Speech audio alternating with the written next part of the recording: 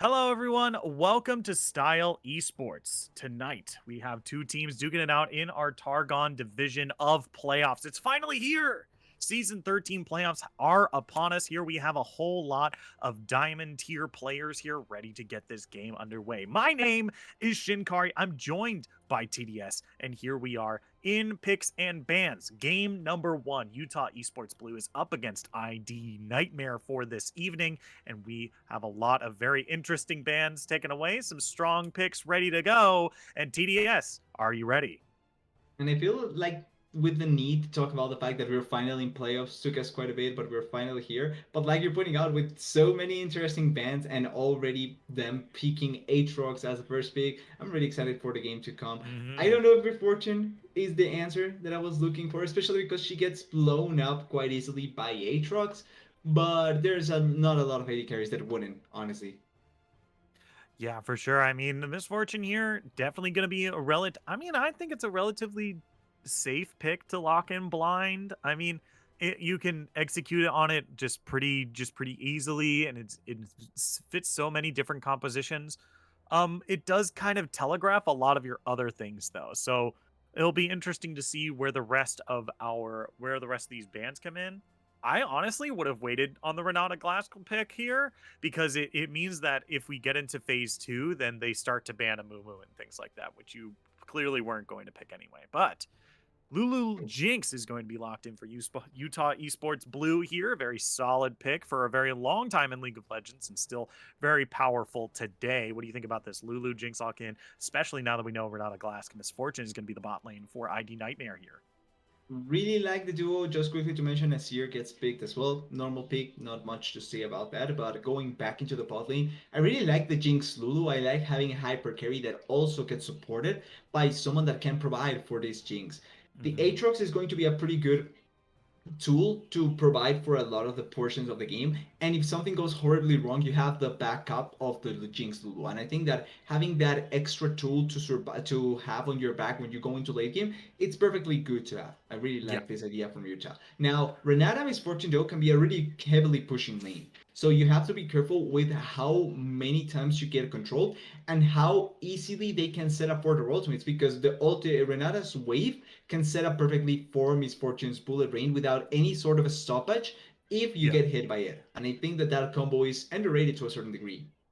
Yeah, for sure. I mean, you said it right. Handshake plus make it rain, very potent duo, especially if you're slammed into your partner as well. It's a whole lot of damage that is unmitigatable, right? There's not really a whole lot you can do with it because you're already stunned, and by the time you're not stunned, it's already been a big portion of make it rain, so that when Yeah, Lulu comes out of it, her shield is not going to do a whole lot.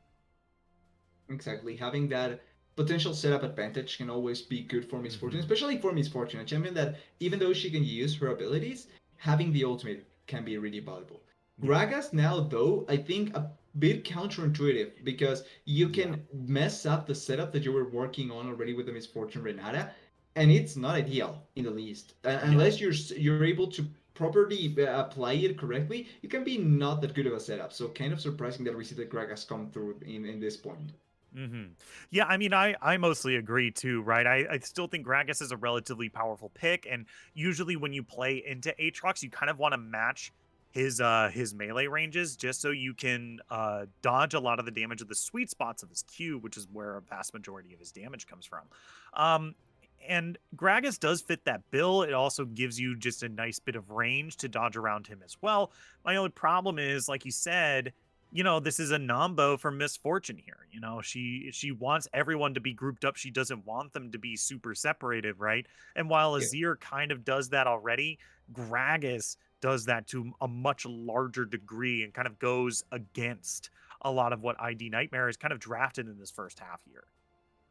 It's interesting that they go for this idea when they kind of had it in position already with the Seer to disengage. Now they even add Xin Zhao to have more disengage potential. So the Gragas just feels like the odd piece here. I understand it to a certain degree against the Aatrox because I think that it's not a bad matchup and it's something that you can play well enough with. But when you already have these other tools, just kind of feels like unnecessary to have the Gragas for the disengage purpose. Now, if you can set up better for some sort of quick engagement to certain members, and then you can pair it up nicely with the Renata, I can see the value of the Gragas here, but it feels kind of hard to be able to execute if the Gragas just ends up pushing everyone away. And also importantly, I think that now Silas gets a little bit of an advantage because with his ultimate, you can steal some really valuable ultimates from the side of ID Nightmare, and he can set up for his team. Something that they were kind of lacking. They don't have an immediate engage, but now with the ultimates that he can steal, maybe can set up better for the team. Yeah, I mean, I don't know. The Silas here, I don't think has some very good, in my opinion at least. I don't like the ultimates that Silas can take Fair here, enough. right? Like, Emperor's Divide is okay. Like, Explosive Cask is okay, but like Grand Challenge is all right. Right? It's real. I feel like Bullet Time is the best one, but Silas doesn't really want to be stealing an ultimate that makes him stand still and channel for a little bit, right? It's usually the ultimates that are best for Silas are ones that kind of complement the things that he's already doing, right? And I Yeah. guess Emperor's Divide kind of does that, and Challenge kind of does that. I don't know. It's I think it's more of like a personal thing than like an objective point of this is a bad ultimate to take. Yeah, I think makes sense overall. Like Silas is one of those champions, or at least I always read it as one of those champions that he's not ulti reliant, Yeah. but his ultimate can push him up so heavily in terms of the value Yeah. of the champion. And if he can steal a really valuable ultimate, he no longer just feels like a normal mid game kind of champion or a strong mid game kind of champion, but more so a champion that can find value in almost any point of the games of the Mhm. game. So I think that that's why I even though maybe I see it in another light, I understand where you're coming from with the Silas. Yeah. For sure. And to round out the rest of the comp, we didn't get a chance to talk about this, but Thaw is on the Graves here. A rather potent pick, I'd say. Pretty aggressive with the rest of the comp that Utah Esports Blue has kind of drafted here. Very, very aggressive, very damage heavy, not really a true frontline at all that they've drafted here. It's just full on damage. The early game can be done by Aatrox and Silas here, and then the late game is carried by Graves and Jinx. What do you think about this? There's like no true frontline for Utah Esports Blue here. It's just lots and lots of damage. Aatrox can kind of work like a pseudo frontline because of the revive, but or not revive, sorry, all Aatrox. Because of the amount of healings that he gets and then the Gore Drinker, Graves to a certain degree as well can be a pseudo frontliner thanks to the Gore Drinker and then he's in a tankiness with the E. But all in all, like you're pointing out, there's no true frontliners. So if there's ever a point in the game where ID is in an equal footing, then I think that they have enough damage to not only burst out certain champions, but be able to control certain areas. And that can be the scariest part, maybe, for you to hear, where Yeah. because they cannot face check as easily as some tank champions can, then if they are not careful enough, they just may get completely pushed away from objectives or fights, and they cannot really do anything to answer that. Yeah, for sure. I mean, they've definitely drafted a snowballing comp here, right? With Yeah. Jinx and Aatrox, especially with the lethality build as well. To me, this is a composition that kind of is betting. They've taken all their chips and they've put it all in on black, right? That's what they're going for. It's all in on red. They're looking for a win in the early game that's able to outscale their opponents so much that once they build into it slow down their defensive itemization so much that they're not really able to answer all of the damage points that come out from Utah Esports Blue here. Yeah, I think overall that feels like the better way to try and approach this game coming Hmm. from the side of Utah because now like looking at it as well on a perspective of if the game goes too long and you have to rely on someone, I think that Utah also has that kind of covered up with the Jinx going against the Asir, potentially even Misfortune to a certain degree. But I think that having the Jinx is also another measure that can work out for them Hmm. later on. Yeah, for sure. But with that, we have both our compositions here. We've chatted a little bit about both, and now TDS, it's up to you. I'm throwing the ball over to you, putting you in the hot seat. Tell me about what your favorite or your favorite team is to win game number one here. I really like IT's composition. I honestly Hmm. think that even with the Krakas, I feel like the other pieces feel really nice, and as long as they don't commit any big blunders, they should be able to take this game. Alrighty. And with that, we have our prediction. We have our teams locked in. All we have to do now is wait for spectator delay as we get into the rift of game number 1 of Utah Esports Blue versus ID Nightmare of our first featured match of season 13 playoffs round number 1. Don't go anywhere. We'll be right back after this.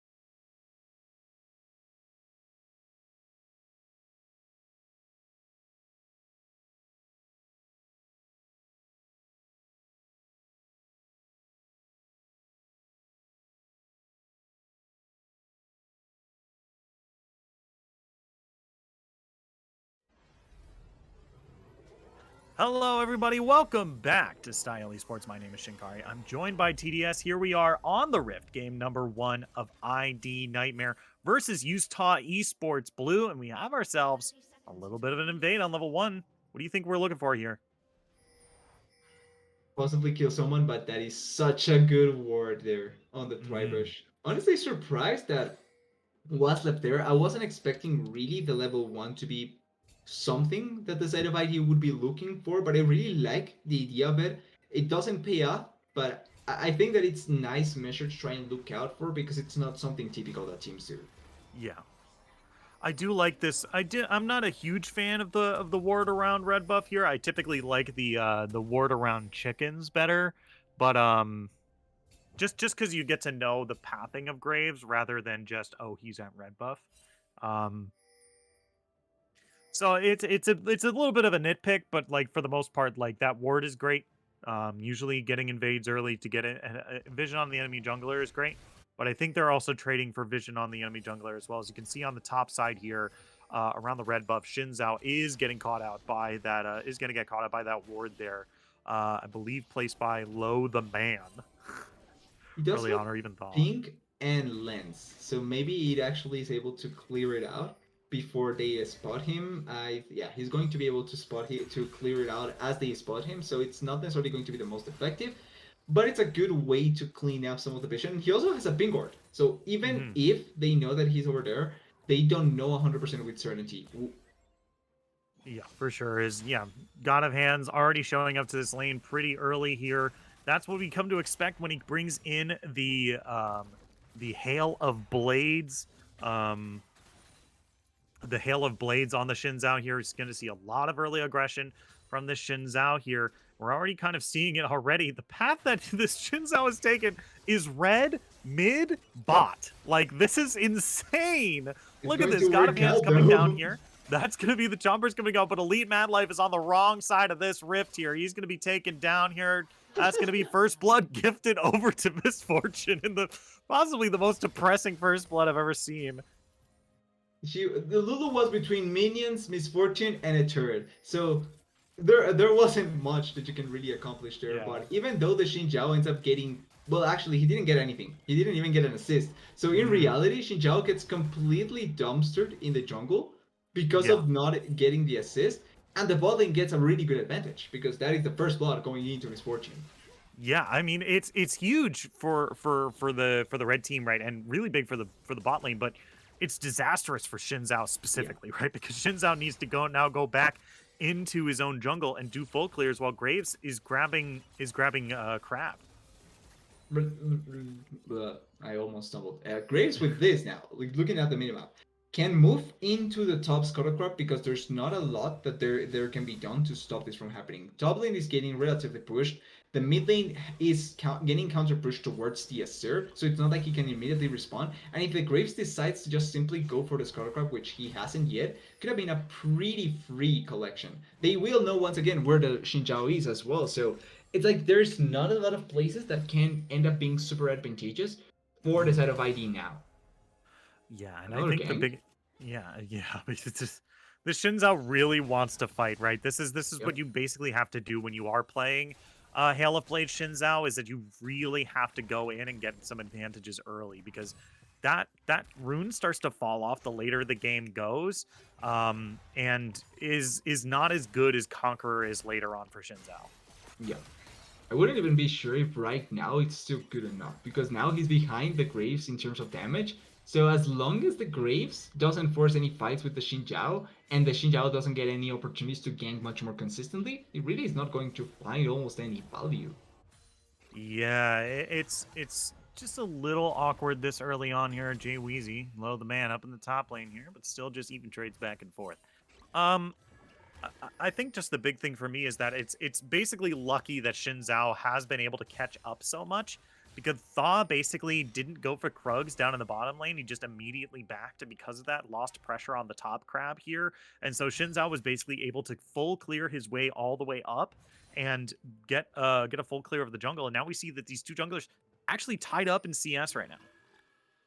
It would have been a much bigger opportunity for that to just be able to collab to make this Xinjiao's life as miserable as possible. But like you're pointing out, not a lot of potential damage dealt to the Xinjiao. That's a rated Turk. I'm not sure what it's going to turn into, but I guess that's it. Yeah, it's AD Xinjiao, aggressive Xinjiao, killer Xinjiao. Yeah.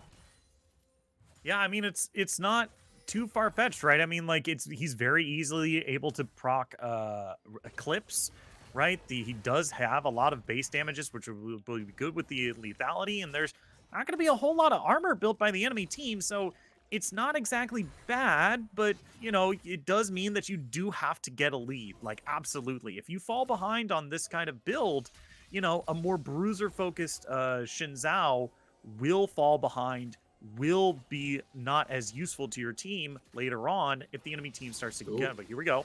Down the bot lane here, Elite Mad Life forced to flash away from the third hit of 3 Talon Strike, but going to be That is flashing really onto nicely Thaw here done. with the third hit there. Going to look for a little bit more, but OG Roach can't quite find the damage here. Flashing Ooh. forward, going to be able to find the kill on the Graves here. Valentine taking incredibly low here. Shield from Lulu is going to keep them alive for just a little bit longer here, but OG Roach taking a lot of damage here. If they get one more kill, they might be able to get excited and follow through, but they're not going to be able to do it. Meanwhile, in the mid lane here, Cheesebreaker looking for Kitsume here. But they're going to be able to knock that away. And not going to be able to find a kill this time, but it is a 1-for-0 at the end of the day in the bot lane.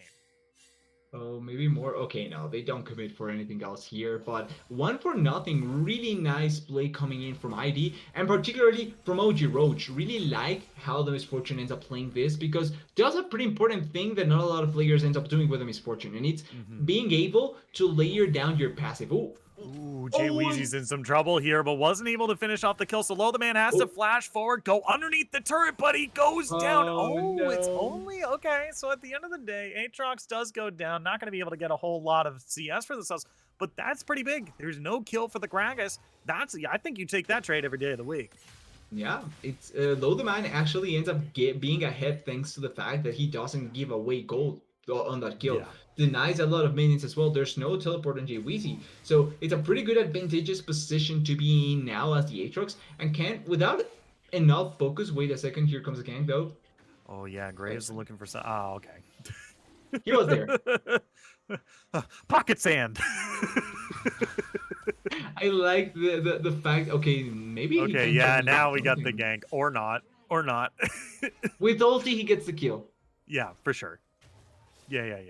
You were saying something you liked about that little gank there. I like the attempt. Well, actually, I kind of lost the track of what I was thinking about. Yeah. And so let's see this top lane pipe. Yeah. Thaw is coming up into the top lane here. Throws the smoke bomb in order to make Jay Weezy walk back into low the man here. And this is important. He can't body slam out of there. This is going to be forced to flash to the other side of the Aatrox. So flash spent by the Gragas in the top lane here. I mean, we're probably going to see a return of this Gragas, especially because, once again, we were talking about how good lethality is in this game. There's not a whole lot of pure tanks on either team here, really only the Gragas. Take a look at how much armor has been built by the red team. It's not a whole lot. So these two serrated Dirks are going to get so much value in these first few levels here, especially against this Gragas. Like you're pointing out, I think especially against the Gragas, this Aatrox is going to not only be able to melt him down, but even the Graves when he wants to go for any sort of lane attack. Okay, he's a fast Batman. He's fine. Nothing goes wrong there. Yeah. I was thinking about the potential of the lethality, but I quickly noticed as well the fact that Misfortune is building a Bloodthirster first item. Yeah. That's a lot of healing. Yeah, that's it's certainly interesting choice. Not exactly something I would do myself, or that we've seen a whole lot recently, but I think just giving yourself the extra survivability. Oh, wait a minute. Explosive Casket at the top lane. Low the man's underneath the turret here. He pops the ultimate. Might be able to heal through this. Q1, Q2. Low the man. Going to be able to find the kill up in the top lane after that 1v1. With Body Slam, that's a kill. I like the attempt. It was such a good push, but sadly it doesn't turn into anything else. As we're seeing right now in the bot lane, just to quickly set up, both junglers here, we may end up seeing a play, but I think that it's a little too risky to pull off. Yeah, it is really close here. Graves is going to end up backing here, and Shinzao either wastes a lot of time here and maybe gets a kill, or they back here and try to look for a reset as some of Just their saying. camps are respawning. He either gets a kill or dies in the process, but they were pinging this, so they probably spot the Xinjiao at some point. Yeah.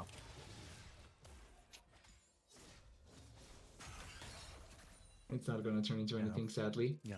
Should be noted that Graves is holding on to the Rift Herald at this moment, so we'll probably see that dropped in just a little bit as well, as that is, you know, a pretty good thing to give you just a little bit more gold in this early sets of the game. We'll probably see it up in the top lane here, because that's where Thaw is right now. Jay Weezy taking up a whole bunch of damage. Thaw is just wailing on this guy right now. Got to dash forward, looking for a little bit more damage. Not going to be able to find it. It's going to be Super Mega Death Rocket coming out, as well as Red Team continues to try to push on this bot lane here. But this is the moment, like you were pointing out, with the Rip Herald, with Graves being topside, they are going to layer it down. This means that the bot lane needs to be careful about the potential play, because have 2 members top, there's 3 members down bot. You cannot get traded, but it is going to be a lot of gold for these Aatrox. Yeah, he's and Jay Weezy is doing their Ouch. best up in this top lane here to try to deal with all of this pressure, but I think this is just going to be first turret up here. This is Yeah. going to be Thaw and Low the Man picking up first turret with the Rift Herald here. They might even be able to get a second turret as well, or a second charge with Shelly here, depending on how they go forward here. But that is also going to be a bullet time popped on the bot side here. Going to be relatively fine because Roach is just backing for now, so you end up getting the second charge, so looking pretty good for the blue team in this first 12 minutes here.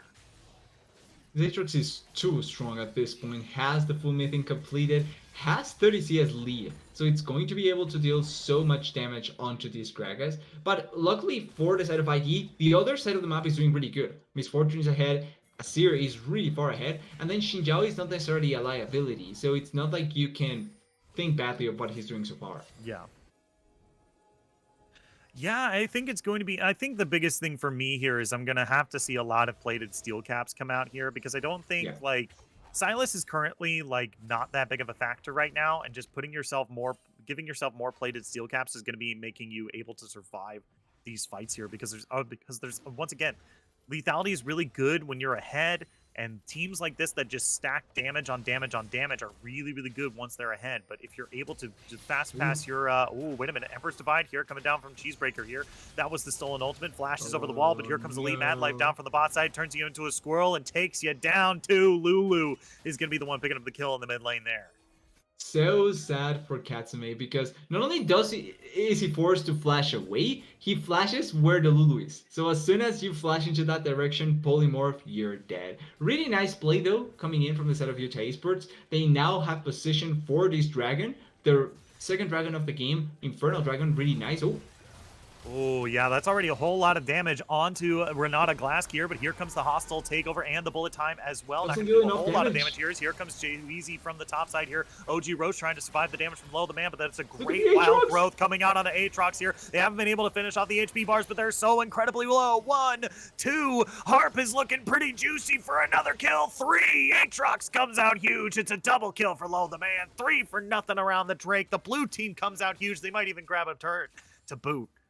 They could even force it later on with the minions coming in, but that is such a huge play coming in from Yoda Esports, and they have so much damage to be able to play it on, like you were pointing out. They're wait. Ooh, wait, Cheesebreaker Yes. underneath the turret here, looking to use that escape, trying to get away, taking a bunch of damage from Kitsume here. Still might be able to find something if they can get dash all these soldiers over here. Here they go. They got the damage. It's so incredibly close. Cheesebreaker trying to turn it around, but Kitsume doesn't quite have the damage either.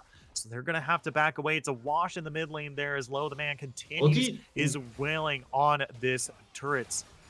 I was honestly expecting to see the ulti from the graves. Nothing comes out, but still, it's a really low Azir. They need to be careful. For sure now is yeah, this is now looking like it. Oh, okay. That was Silas. We took Ooh. oh. See, I told you they needed to be Yeah. careful about that Azir. Yeah, uh-huh. Yeah, you're right. When you write, you right. Gets completely sniped, and a game that was looking kind of close in the previous 5 minutes is now 4,000 gold ahead in favor of Utah Esports, Yeah. 8 kills to 2. Yeah, for sure. I mean, this is such a good, comfortable lead to have at this stage of the game. 15 minutes in, 4,000 gold is a whole lot have in your favor here, and it's gonna be a little bit harder for ID Nightmare here to find kind of big team fights in order to try to turn this around as best they can, because they don't really have, like you said, their team fight doesn't have as good synergy with the Misfortune as they'd like. The Shin Zhao, it doesn't have that Eclipse finished either, and we don't have a Sunfire for if that's what he's looking for at least, or even an Iceborne Gauntlet finished for the Gragas yet. So there's a lot of big items that are not yet finished for the ID Nightmare here, but I think they might be looking to make up for it with Cheesebreaker here. Steals the grand challenge here. Going to knock Shin Zhao away. That's a big damage reduction circle, but it's not going to be able to save him this time. Kitsume is going to be the one picking up the kill there. Really good punish coming in from the side of ID. They kill Cheesebreaker. They can now force the Herald. More than likely, though, they lose mid lane turret, which is now going to get collected. But I feel they need to try and go for something. And I think that the best target they could have gotten in this situation, certainly the Sylas, they get the kill onto the Azir, which is a champion that certainly likes to have as much gold as possible. And it's probably going to work out really nicely. We have a problem for Jay Weezy here. I don't think Jay Weezy has a whole lot of place to go. It's 4v1. Yeah. This turret is here. I don't think yet. This Gragas is stuck. He's like, oh, well, I mean, come on. We're all friends here, right? We're all just having a good time. We're all just hanging out and playing some League of Legends here. I'm just going to go this way. Please just ignore me. That's going to be the explosive cast coming down. They're able to pick up that turret up in the top lane here, but it's still fighting. Jay Weezy just way too slippery. The Super Mega Death Rocket comes out. They're finally able to find the kills down on the top of the top lane here. Cheesebreaker is going to be forced to stay in the fight here. Going to go berserk, and they got Shelly to boot.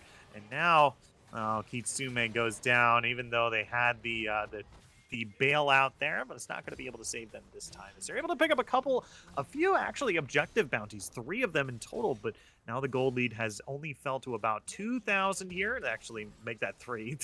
But it's still a decent chunk of gold in their pockets here, as we're starting to see some final items being finished up here. If not for the death of Jay Weezy, they were going to recover quite nicely in terms of gold. The Aatrox and the Gragas between themselves are almost 4,000 gold of difference, but the rest of the map is looking much, much better for the side of ID. So as long as they can play with their strong members, it shouldn't be that difficult for them to try and find angles to win fights. Or picks. Yeah, for sure. As now we're taking a stock of where we're at. We're about 18 minutes into this game, up 3,000 gold and 6 kills. Is Utah Esports blue here, and on the red side, ID Nightmare still hanging on in this game. They've got a dragon to their name, so at least they're going to be delaying that dragon soul for the enemy team here as this game continues. They've still got some objective bounties to clean up for themselves as well, but this is still anyone's game. We're not counting anyone out just yet. Not at all. Also, speaking of dragons, wait a okay, Aatrox should be fine though. Ooh. Are you gonna fight or not? Dude, come on, do so. You like a little kid poking the glass at a zoo. Come on, poke, do something. God of Hands dives right in. Is listening to the casters here. Low the man looking for a fight here. God of Hands already taken pretty low, but Low the man is trapped inside this fade here, but they're not really able to finish anything off here. Explosive Cask is going to peel them away. And that's going to be Shirelia's Battle Song popping over to try to peel away. God of Hands dives right back in. That's going to be the hostile takeover. Bullet Time comes across, but that's just a sitting duck for Low the man to go in here and take them down. Jay Weezy now looking for more here. Thaw coming through the wall, going to through that collateral damage to finish off. The Gragas is going to go down as well. Double kill after all that for the Sylas, and they dash forward, shoot out the zap, but Renata Glass flashes away. It's going to be 4-0 around this Drake, and now they get to take a little bit more. A really prolonged fight, a fight that was looking like maybe the side of ID could try and play it out, but sadly for them, they dispersed too much. Misfortune and Xinjiao, without ultimate, went into different positions compared to the rest of the team. They couldn't achieve anything. They killed Misfortune super easily at the start of the fight, and even though I think Renata has a great angle for her ultimate, the value is simply not there. Yeah. Because now we're finally getting the rest of the items here. I think I'm seeing. Is that a Quicksilver? It's a Quicksilver. I feel like Quicksilver and Kraken Slayer have the same build path, so I'm not going to call that a Quicksilver just yet. If it is a Quicksilver for Misfortune, I'm going to be very question mark pinging. But like, I'm not for some reason I just. Oh, it is the same path, by the way. Okay, it's the same path. Okay. Sometimes I forget. Sometimes it's like exactly the same. It's like the marksman items all have like the crit cloak and like and the Noon Quiver. It's like Yeah. basically the same item, just like 4 times. Except for the lifesteal one that has Uh lifesteal, huh. and after It's that everything is the same. yeah, yeah. It's like, come on, you could have thought of like one different item to put in here, like a Caulfield's Warhammer or something. I don't know. Throw me a Pretty bone. sure BF sword. if they do that, they would have like 50 Reddit posts daily saying, "Why is this item in the game? It's so useless. Just remove it." God. Alrighty, we're getting some more objective bounties as Azir continues to do a split push down to the bottom half of the map here.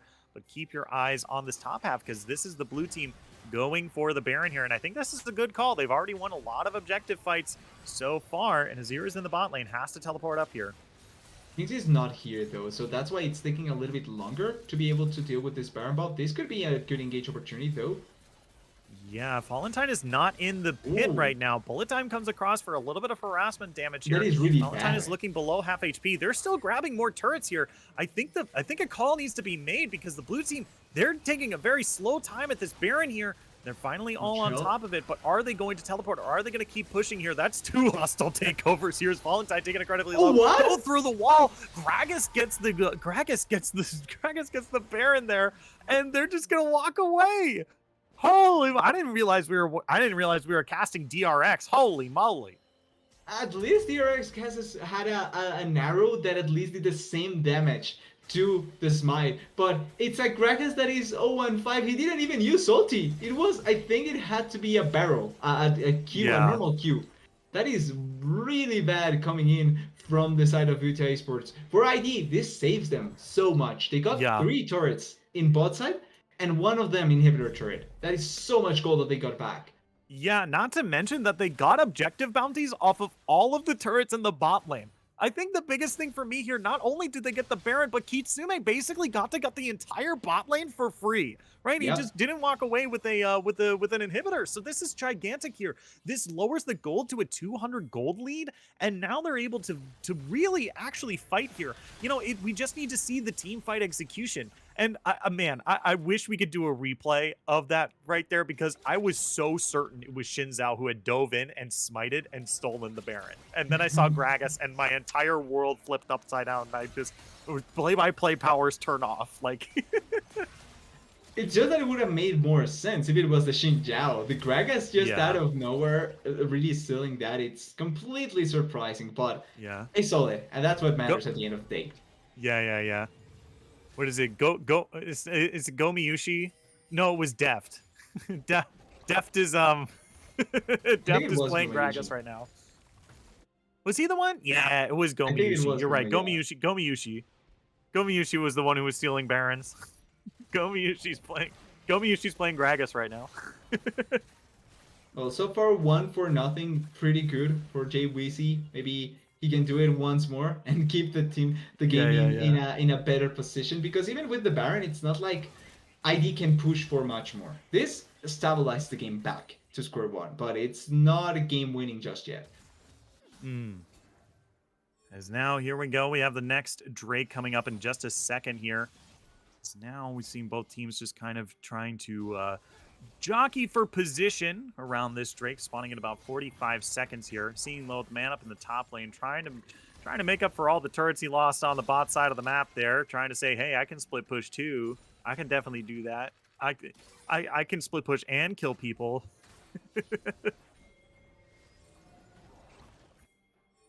Trying to think Okay. of. Oh, whoa, Oh wait. no. Okay, Kitsume's here into a lot of trouble, but Cheesebreaker is actually the one locked in here How? with him. Flashes forward, but doesn't know that Thaw and Elite Madlife are on the backside here. So here comes Low, the man here. Oh my god, flashes through the body slam here. Huge hostile takeover in order to get some space. Is going to give the shutdown over to Renata Glask here. And now the damage from the red team is returning, but they got to be careful here. They keep dodging back and forth here. Good polymorph on the Gragas is going to get a double kill for the Jinx here, but Misfortune is dealing the damage in kind here, but they're going to go down. That's going to be the last bit. No! Oh, it was so incredibly close. Valentine looking for Harp, but doesn't have the Super Mega Death Rocket. The sap doesn't land, and at the end of the day, it's 4 for 4, tied up in this fight. Harp, I don't think you have the damage to go back in here. I think you just let this dragon go. Kitsune has teleport. Yeah. You can TP here. Yeah. Okay, yeah, here he goes. There's the teleport. Valentine has to throw out the choppers here. Here comes Azir from the side. Definitely looking for this Jinx. Remember, they're Jinx at has no half life HP. steal. Kitsume coming in here. There's the dash. There's the damage. There's the shutdown. Kitsume is going to be the one picking up the kill in the river here. They might be able to move over to Baron. It just depends on how quickly the blue team gets here. They don't have any teleports available. Lo the Man and the Elite Mad Life have to walk over to this buff. There is going to be a smite though first for ID. Graves is still coming out of base, so I don't think he's going to be on time to be able to seal this. They are trying to check it. I think that Aatrox can try and be as just pesky as possible, but it's going to be an easy Baron for an easy Dragon for them. Yeah, Cheesebreaker here Ooh. going to use that ultimate from Xin Zhao to knock Kisume away, but there's going to be the Emperor's Divide dealing a decent chunk of damage, which is definitely going to help them get Is away Fortune here, but ulti? they're going right into a bullet time area. That's going to be OG Roach picking up a kill there as Hostile Takeover comes over the wall here. Maybe they're looking to keep them a little bit safer, but not going to be able to Really? find it. Super Mega Death Rocket, 3 points. 3 points, that's a field goal. It was an attempt, and I respect the fact that you were trying to hit the target. Now, hmm it didn't hit obviously, and it could have been much better, but it's still something that it's fun to try out. For the side of ID though, this is a pretty important objective they get because it's not only the objective, it's the team fight victory that they got with the objective. They killed every member from the side of Utah Esports. They had the advantage back into their position. The Aatrox is no longer that big threat that he was previously, and Misfortune has 3 items. Yeah. I mean, this is now looking insane. What a comeback! Can we talk about that from ID Nightmare here? Holy moly! Like when the last time we checked on on these two teams by just talking about the gold difference between them, we were talking about a 4K gold lead for Utah Esports Blue here, but now ID Nightmare is up 3.1 thousand in their lead. They've tied up in Drake's, and now they're able to contest this Baron a lot easier. Good handshake onto the Graves. I could be able to find it here. But yeah, this is a lot closer game than we thought here. He's God of Hands. Still looking for Thaw here, who's playing with a little bit of fire. It's really that Baron diff. The fact that Jiwizi stole that Baron really is salvaging so much this game. Are they going to try and rush it? A Yeah, series bot side is still same with the Aatrox, not teleport though. yeah. Um, interesting. Oh, okay. Did something happen again? Yeah, we have a bug. Hold on, just go ahead and No. pause it. I'm at 28. Hello, everybody. 28-1, yeah. Oh my god. Okay, so this is a brand new bug. I hope y'all are ready for this. We get whenever the game instantly ends, the game just gives us the post screen without letting us get to the end of the game, and that's been bugging out our spectator bot. So we're gonna see if we can fix this really quickly. I'm gonna see if I can fix this real quick. We're gonna go to a be right back really quickly. Don't go anywhere. We'll be right back after this. Oh my god.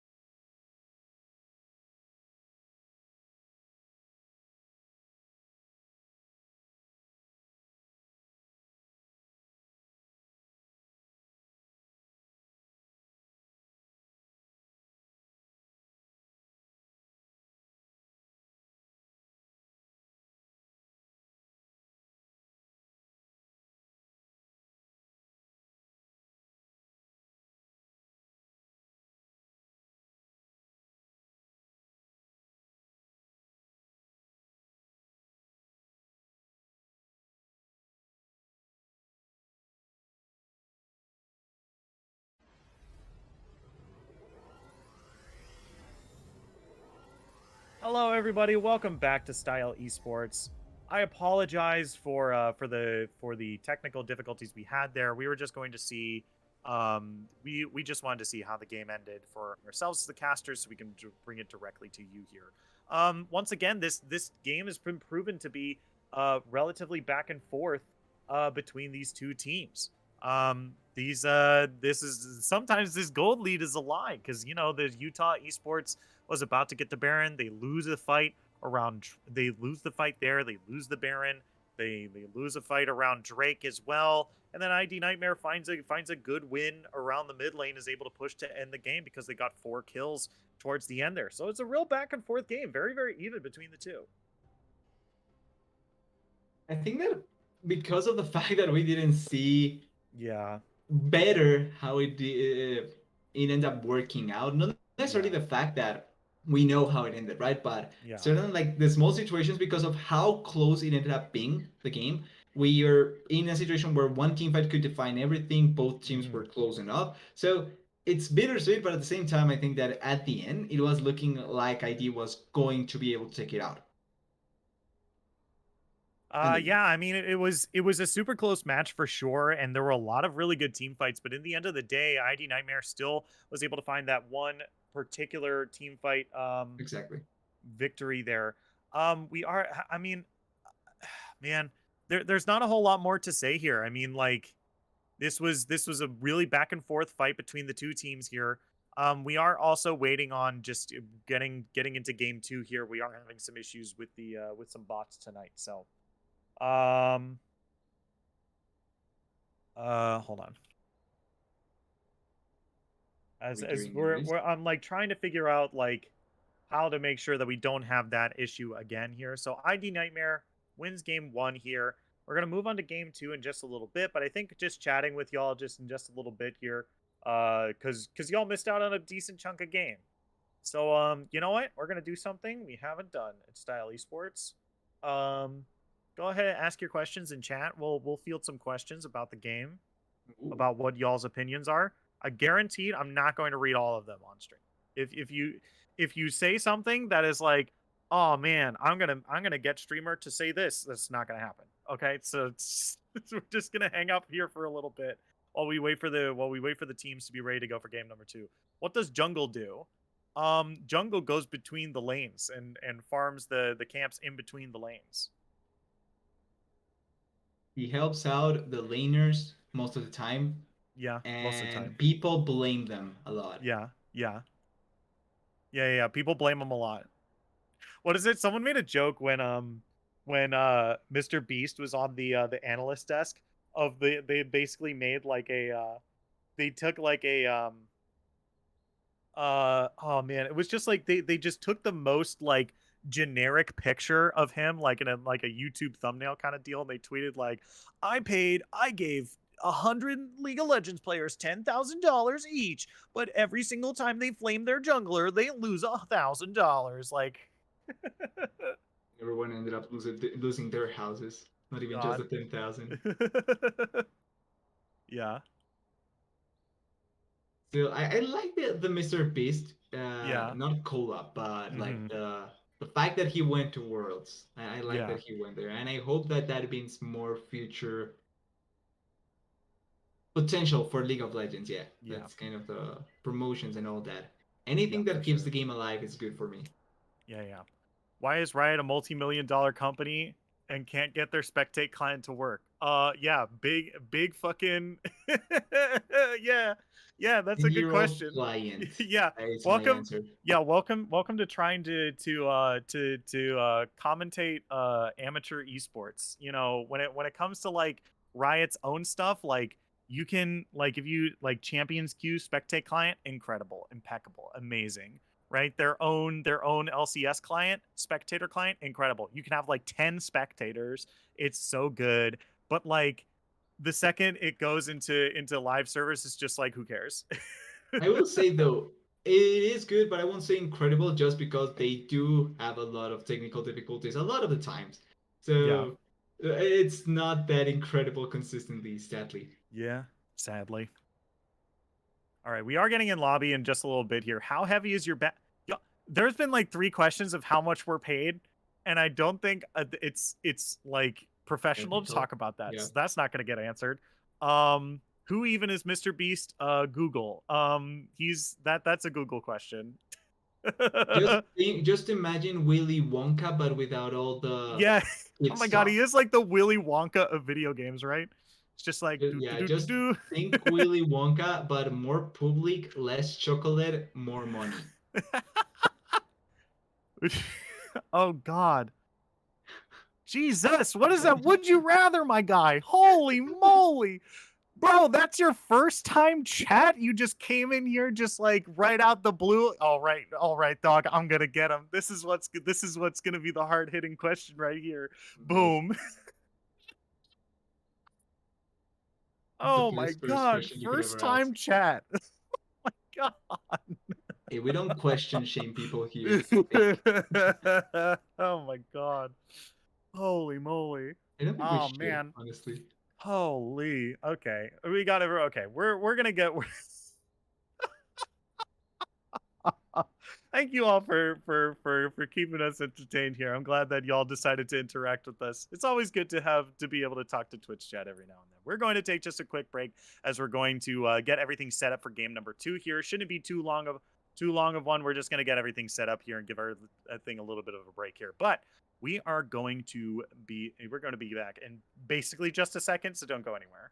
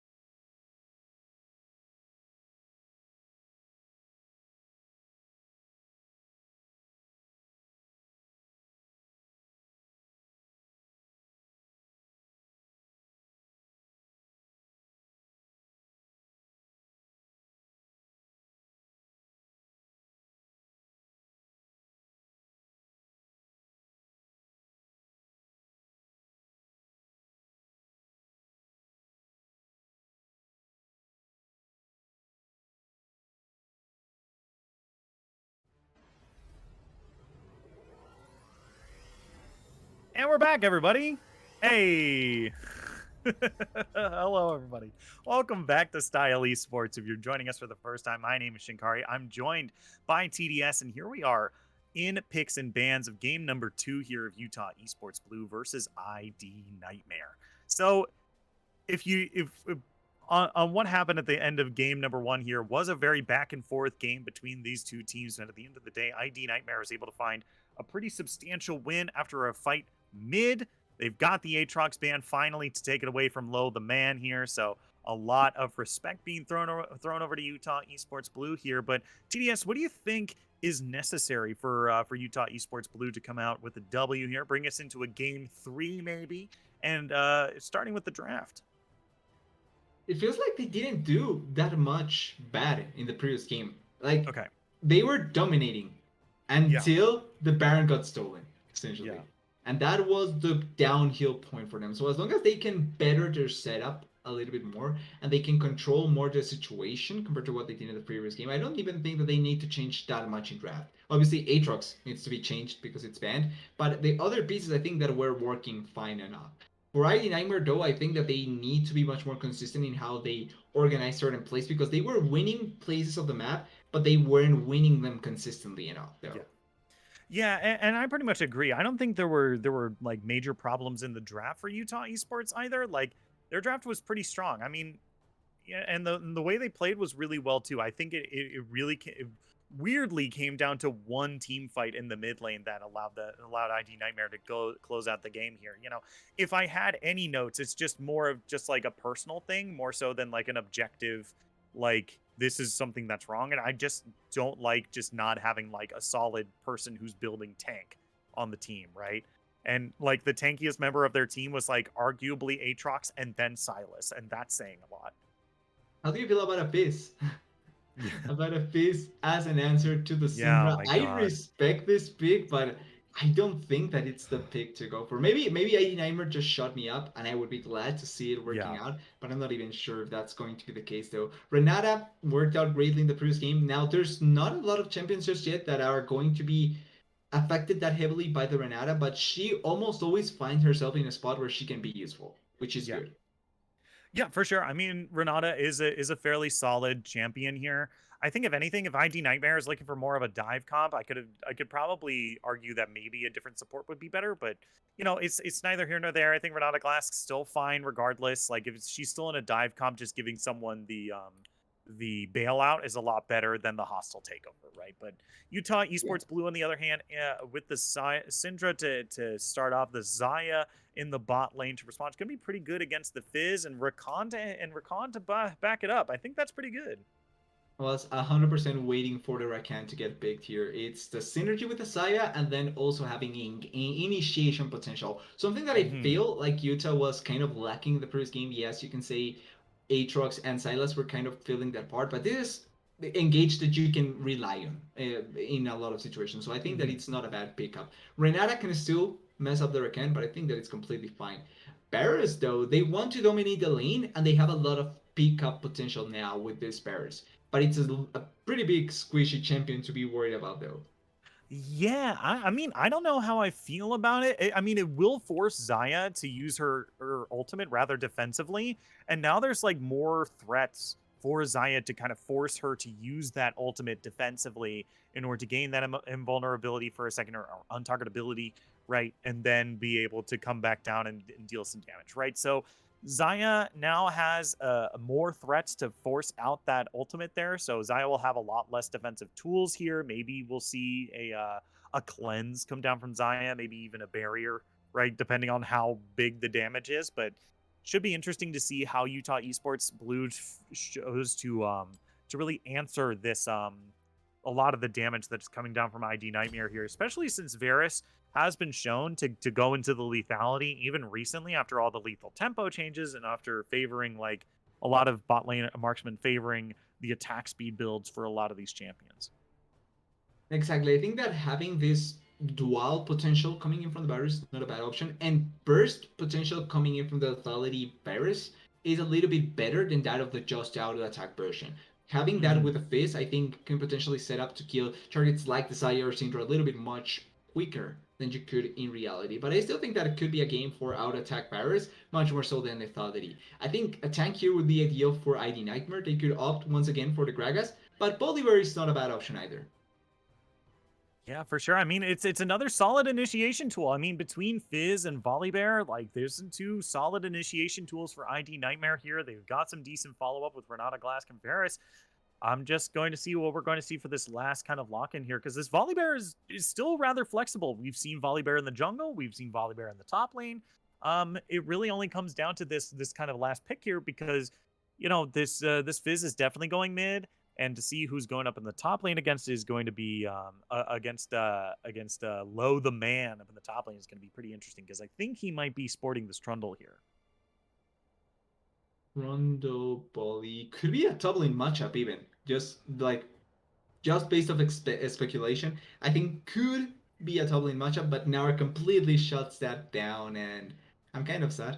Okay, GP not a bad Okay. option either, but I was looking forward to Trundle potentially going to the doubling. Still, the pillar can be really good against Barris Renata. Yeah. It's a pseudo way of engaging fights because you don't need to have a straight up CC, and champions with low mobility can get really affected by that pillar, but it's also not a bad option to mess up with your own engage. So Rakan has to be a little bit more careful. And I think that this should be the counter pick for the top lane, much more so than just a straight up jungle. Yeah, Darius. I Okay. think it was banned in the previous game, no? Yeah. Yeah. It was definitely banned in the previous game here. Um, So here we are. I think this is a. Let me see. It was banned away by yeah, Utah Esports Blue banned it away in round one here. They traded away the Darius ban for a Misfortune ban in round one here. So Darius being locked in for ID Nightmare for Jay Weezy up in the top lane means God of Hands is going to be sporting this Volibear here, which means we do have a very bruiserish front line here for ID Nightmare. Which means we'll see a little bit more damage than straight up tankiness, just a little bit of that even ground there. But it's still, these champions are really good for Trundle here. This is I love this composition for Trundle here, right? Um, the big thing for me is that Trundle, I always consider as a counterpick to two types of champions, either a champion that doesn't have like a dash, a blink, or a jump, or some sort of mobility skill that can get them around terrain, or champions that like building resistances. And we see both of those for ID Nightmare Yep. here. This is a pretty nice opportunity for the Trundle to find ways to shine, and not only shine, but really be able to impact the game. He can be early. He can put early pressure onto the top side, try and put down these areas as soon as possible, so that he really cannot be a champion. Or he can opt into the bot side, allowed for the Zyra Khan to have an easier time of the game, and then just mess them up completely. Yeah, for sure. Is now, let's see, we are in champion select, which means we finally get to see who's going where for actual confirmations of champ. Who knows? Maybe we're getting a Gangplank jungle. Maybe we're getting a Cinder Maybe. jungle. Who knows? Maybe it's the case. I wouldn't be surprised just because I've seen crazy things, but at the same time, if it goes to that, I'm kind of happy if it happens, just because Yeah, I for want to sure. see it. Badge and rifle as well. Oopsie poopsie. Have a bit of a okay. Hold on. Keep talking about champ select for Okay, a minute. no Um, problem. But the idea, the champions that have been drafted, the idea that I think both teams are trying to look for, based also on the previous team that we saw with a lot of team fighting. I think that for ID Nightmare, though, this time around to change up a little bit of things and try and go for either small skirmishes with three champions or big potential can be really good as well. I think ID Nightmare has a interesting approach that wasn't the same as in the previous game, and I hope that they can really find success this time around, because the previous game they got really steamrolled early on. This time around they have tools, so I hope that they can play with them. And also kind of interesting seeing that this is going to be a do or die game for Utah, and they opt not necessarily for something that is risky, but are champions that maybe don't have a lot of control early on. And if you give away the early game, you can just simply have absolutely no say in what happens in the next 20 minutes of a game if you're behind with this sort of champion. So they need to be careful about not giving a lot of advantages away and not allowing for the enemy team to have just control over the map. yeah, for sure.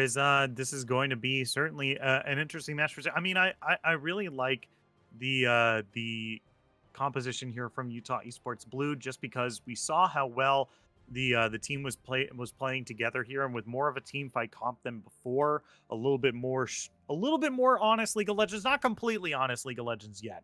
Um, but this is definitely an interesting team comp for sure. I love the Zyra Khan here, so we'll see a little bit more synergy coming down from the bot lane here. I'm loving the pick so far, and you know, on the other side, ID Nightmare has a very strong, has some pretty strong initiations across the team as well. Love the Fizz lock in, something we haven't seen in a long time Yeah, here. Definitely going to be interesting to see how these two mid laners match up against each other. I swear I wasn't expecting to see a fist today. I didn't wake up, was getting ready for my cast tonight, and was saying I'm gonna see a fist tonight. It's been that Yeah, long. That's the kind of champion we're yeah. dealing with. But if you're confident enough, you can play it. That's kind of my one of my main philosophies with champions. If you're Hmm. confident enough and you can play it off, I want you to go for it because it's Yeah. fun. Yeah, for sure. I mean, I say this all the time, and it's comfort is king, right? Yep. Sometimes, and it's a good analogy because sometimes if you're too comfortable in your king bed, you know, you fall asleep and then you don't, you know, pay attention to things happening around you. But that's a discussion for another time. You know, if there's a champion who's very strong right now, but you're not comfortable on that champion, but you have another champion that you had like 300 games on, right? It doesn't matter who's the S tier champion. Sometimes that champion that you have like 300 games on is better a lot of the times than the like that S tier champion that you can barely play. Exactly. Even though meta can define certain things, it's better to at least be as comfortable as possible, Yeah. at least to a certain degree.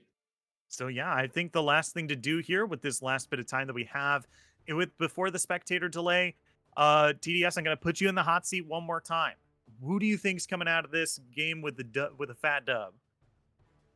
I so after everything I said, I like the composition from Yoda a little bit more because I feel like it's not reliant on your game going greatly. Like you can just go even and you can win the game out. I'm not sure they are going to be able to play it out that way, but I like the compositions idea much better. Okay. For sure. I mean, that last game was insanely close. I mean, this next one is bound to be close as well, but I think our favoritism here is going to be thrown over to ID Nightmare, and I think that's a safe place to put it. We are going to take just a quick break, and when we come back, we're going to be on the rift of game number 2 of Utah Esports Blue versus ID Nightmare. Don't go anywhere. We'll be right back after this.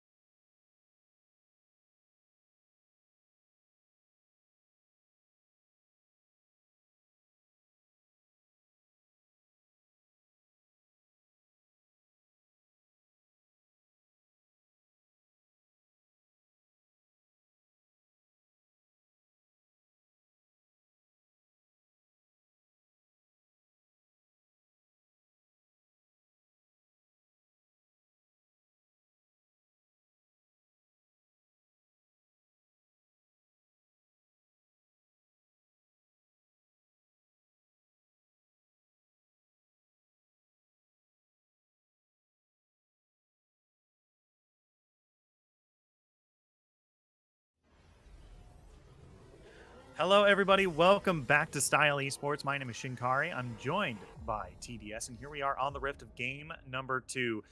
Utah Esports Blue versus ID Nightmares. We are on the rift for game number 2. This is the match point for ID Nightmares here. Let's see if they're able to take away the big W here and move on to the next round and send Utah Esports to the losers bracket, or are they going to stay alive and bring us on to a game number 3? Time has yet to tell. But TDS, are you ready? I We didn't get better set at level 1 like in the previous game, Mm-hmm. which is sad, but I understand that there's not a lot of champions that can pull through here. But one thing that you point out, and it's really important, you don't want to lose this game if you're on the side. You Yes, you still get a lower bracket of potential, but you really don't want to go down so early on. Yeah. it's a lot of unnecessary stress, and you know you get a time to kind of come back, right? It's double elimination for the Yeah. regular for all the bracket, but it's still just so tough to like have to play every single game on edge. So definitely don't want to be brought down to the lower bracket so early on. So we'll see how this game plays out because once again, it's game number two. So there's still room for Utah Esports Blue to come back here. And now I think more so this start of the game is going to be on the side of the ID. They have the more aggressive champions in my eyes in multiple lanes. They have they want to try and get this early game going in their favor as soon as possible, and they want to see how aggressive can they become. Both junglers started on the top side, but looking at the Bolivar's position and how he's going for the clocks, we could even see a potential early gank onto the gangplank, although lane is pushing, so I don't think so anymore. Yeah. For sure. I mean, this Gangplank is going to have a bit of an issue here. He's going to have to play relatively far away from this Darius here in order to, you know, for first off, be able to take advantage of that first strike rune, and then also to dodge a lot of the damage that Darius does. Right. I think this is mostly a favored matchup for the Gangplank here, just because Jay Weezy has to get insanely close in order to get even a few stacks on low. The man here is down in the bot lane. Lead Mad Barry's Life dead. here. Oh no, G Roach is in a bad spot. He's got nowhere to go. Good Pillar's gonna trap him on this side of the little alcove here. First blood in the mid lane here, though. That's gonna be 2 for 1 at the end of the day in favor of the blue team. But ID Nightmares did pick up first blood. It is first blood for the Fizz, which was one of the lanes that we were trying to put our attention onto. Still, the first gank coming in from the really good, focusing the bot lane, something that we are talking about in draft.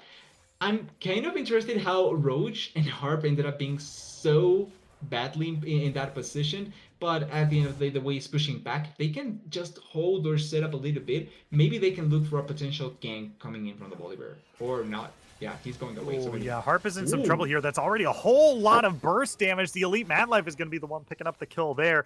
Not exactly ideal, but still a kill onto the support in the bot lane here, which means Roach is in some trouble here. so far, Harp is really not respecting what he needs to respect there. I like holding the wave, but you hold the wave if your Bolivar is also coming in that position. But Barris was not that far away. As long as you just hold it so that he doesn't miss out on a lot of minions, that's fine. Ends up getting collapsed, ends up getting killed, and you hate to see that coming in from the bot lane from ID. Yeah, for sure. As now we're taking our eyes all around the map here, and I'm surprised we're not seeing more action in the mid lane there, especially with a Fizz taking a lead so early. We do see it up in the top lane though. Jay Weezy gets the full stacks on the passive there. Look at that bleeding out on low the man here. Definitely feeling the pain there as Jay Weezy comes back to the wave, which is pushing his in his favor right now, which is really, really good. This wave setup is so good. There's too many minions, and I think that if Gangplank goes a little bit too far forward, he's probably dead. Bolivar is also hovering topside, so you need to be extra careful about that. Yeah, Oh, look at this. maybe Low not the even man. Holy. Taken pretty low here. Jay Weezy popping the ghost as well. There's the spin. Full 5 stacks. Doesn't let the DOT take him. He's just gonna auto him down as Thaw. Looking for God of Hands around the chickens here. Kitsume diving in. Gonna be able to get that electricity proc, but not gonna be able to find the kill this time. It's 1 for 0 at the end of the day. It's a situation where I think they could have looked for it, but at the same time, because Darius gets a kill, ooh, Okay, good that is a handshake really nice onto Elite push. Mad Life here, but gonna be able to dash back to Zaya here. Boyfriend, girlfriend, bot lane being a very safe lane down here. And this is a pretty big issue of the first kills that went into the Saya and the Rakan. Because they have this advantage, Barriers Renata cannot really do the same damage that they were doing previously. And now another setup from the Rakan can turn into a kill. Mm-hmm. He loses this, Yeah. yeah. I think the big thing is that both Zaya and Rakan now basically have like half of an ability, right? Like they now Mm-hmm. have like 3.5 abilities on over their opponent, right? Because the W from Zaya is also going to increase Rakan's attack speed. Now Rakan can also dash farther to Zaya, right? So Exactly. this is now basically having like another ability essentially like built into this bot lane here. So it's going to be a lot harder to fight the Zaya Rakan just because of that here. So they have to respect that. You have to respect the damage that this Zaya has now with the Noon Quiver. And they have to respect the warding that the blue team has all over the map as well. Those are a lot of wards. They have double pink wards, and they had an not sure if it was zombie ward, more than likely, probably zombie ward at this point of the game, covering the whole area. They cannot Mhm. walk into the river right now because there's no vision, and the Syndra cannot simply walk blindly. Like she gets killed, even though she's 2 levels ahead of the Fizz. No flash on her just means that more than likely death. Yeah. For sure, which means they get a safe, easy first pickup of the Drake here. Another ID Nightmare special, really favoring a lot of these Drakes for early objectives here. We'll probably see them look to get that first Rift Herald as well, as we saw them in the last game do that. So we'll probably keep our eyes up on that top half of the map now that this big objective is done down here. But God of Hands, once again, looking for a lane gank. We saw this a lot with the Shins out last game too. Somehow no flash on the Bolivar though, so I think that it's not looking like a potential, like it's not that obvious for a potential play. Oh, I think Ooh, but this might be the go button right here. Elite Mad Life looking for Harp here, but that's going to be the Gangplank ultimate coming down. God of Hands is slowed up. That's going to be the exhaust coming down on the Thaw flashing. here, giving them a little bit more time to maybe live through this, but God of Hands is going to go down 1-for-1 down to the bot lane. Both the junglers trades their lives. The AD carry and the supports both on both halves here, not looking for anything more off of that. And that was so close, although wait a second, Darius fighting on the top side again. Yeah, but Jay Weezy might be in a bit of trouble here. Low the man already dealing a decent chunk of damage, but forced to back away. There's going to be the Noxian Guillotine Bye-bye. evening Yep. it out and giving it over to Jay Weezy's 2-0 up in the top lane. Darius looking pretty strong right now. He didn't mess up anything at all. He didn't have to flash. He just gets the kill. But it's still a 1-for-2 in the for the side of ID. Yes, they lose the Bolivar, but they got Trundle and now the kill onto the Gangplank. Really nicely done. I think that could have been even better for them because Bolivar got the level 6 just as he was dying. So really close to not being that bad. But it's important that they pull off this place because they need to keep on getting leads. Ooh, look at top lane. Yeah, we have a guy. I think Gangplank is in a whole lot of trouble here. Has no That's a flash. level 6 volley bear. Oh no. Buddy, no, Low the man. He's gonna get chill smite stunned up inside the lightning storm. Pulled back in, goes down. Jay Weezy's on a killing spree. Just in case, if it wasn't going to work out, Renata was also there. Just in Yep. case. Uh-huh. That is Holy commitment, I moly. tell you. It's so upsetting. It's so upsetting when you see that. But it does mean that that TD Nightmare here does have control over the Rift Herald, which means we'll probably see that come up in just a little bit here. But get that secured by Volibear. Um, it's taking a long time with the Kitsume though in the mid Ooh. lane, taking a Syndra ultimate. Not going to go down there, but gonna be able to walk away with his life. God of Hands showing up. Remember, hasn't used that ultimate. There it is. He doesn't turn off the turret though, and that's important. Elite Mad Life here coming in from the side, gonna be able to scare them away from this mid lane, pushing any further here. Just going to back away here. So I don't think it's a bad play. I think it's bad execution because you didn't turn off the turret. Oh, Barris is dead. Ooh, yeah. Goodbye. 1-2 punch. OG Roach goes down. They spent only the quickness in order to finish off And the that kill flash. there. Yeah, and a flash. You're right. Easy kill onto the Varus down the bot lane. Not a whole lot of mobility skills to get him out of that one. So gonna put another kill onto the Xayah down here. 2-0-2, 4-0-4 in total for this bot lane here. I think we have a kind of a reverse scenario from before here, right? Remember, it was Low the man Yes. who was ahead in the last game, but it was OG Roach and Harp who were the lead for the red team here. Now it's basically in the complete opposite here. It's a weird situation, but yes. It's the top lane now being run by JWC, being ahead, having an advantage, being able to kill consistently the Gangplank. And then on the bot side, Roach and Harp dying so consistently as well. They may collapse onto this mid lane. Fish is up. Oh, Ooh. yeah, they're spending the flash for it, too. Holy moly. Okay, I mean, I guess nothing came of it because Spectator immediately went back to Harp clearing out this ward. Sadly They didn't spent, turn too much. yeah, tragedies. They spent both an ultimate and a flash from Volibear in order to look for that Syndra kill there, but wasn't able to follow through, so darn. It looks like there was a trade of flashes because Syndra's flash is down. So, oh, Ooh, yeah, once again, Syndra throwing out the ultimate there, trying to find a kill on the Fizz, but can't quite get it just yet. I do need to do a quick check. Oh, wait, hold on. And hold on, Valentine Well, is some Side is trouble here. dying, God of though. Hands coming down. Does not have that ultimate available. The Thunderstorm comes through. Here's the re-engage from Elite Mad Life here, trying to look for something, but OG Wrench is going to be knocked into the air for a little bit. They're going to back away. Okay, now you can Really want to... check what you need to check. Yeah. Syndra's at 52 stacks. So we're going to get 8 stacks until our upgrade of her W, and she already has the 2 stacks of her Q. Nice. I forgot that this is new Syndra. Almost forgot Yeah. about it. I love new Syndra, but yeah. Yeah. You constantly have to remind yourself that Syndra now has a mini game to play. Hey, which is better. I like this sort of changes because it means that more skilled players get rewarded better. Yeah, for sure. I mean, it's all about landing two spells on an enemy and then getting Okay, get those a start, okay? those champions. As God of Hands knocked into the air here, taking a whole lot, uses that ultimate to try and to live, but not going to be able to get it this time, as that's a big kill on to the jungler there.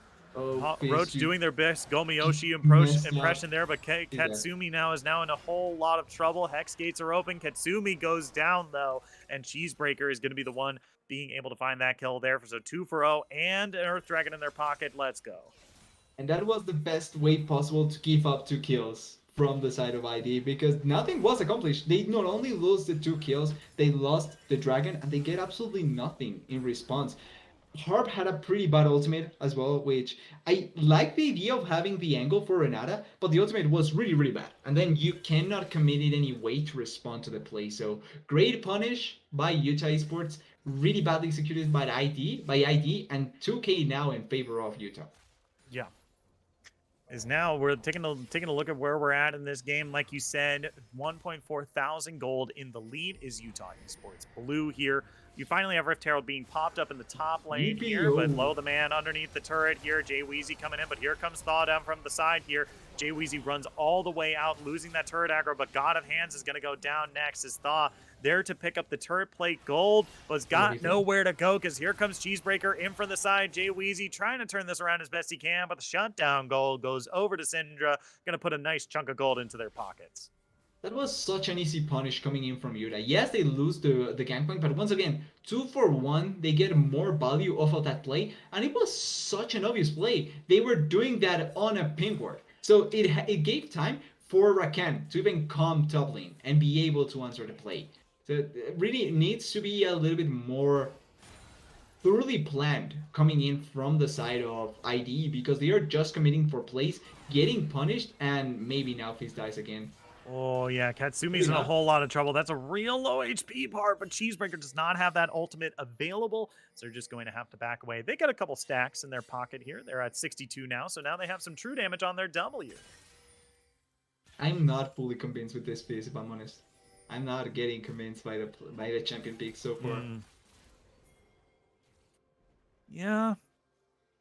It's hard for me to say what exactly is going wrong, but Fizz is getting bursted out in the lane a lot by the Syndra right now. It's not respecting with the E and just using it for the sake of using it. Yeah. Okay. Could be the case.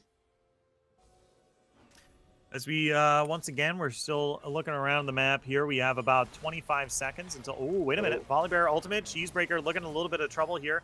Goes golden. Pops that stopwatch. God of Hand sitting on top of it. That's going to be the big fish coming in here. Here comes Jay Weezy, but the shutdown goal is going to Fizz as he gets ulted in the middle of that and still goes down.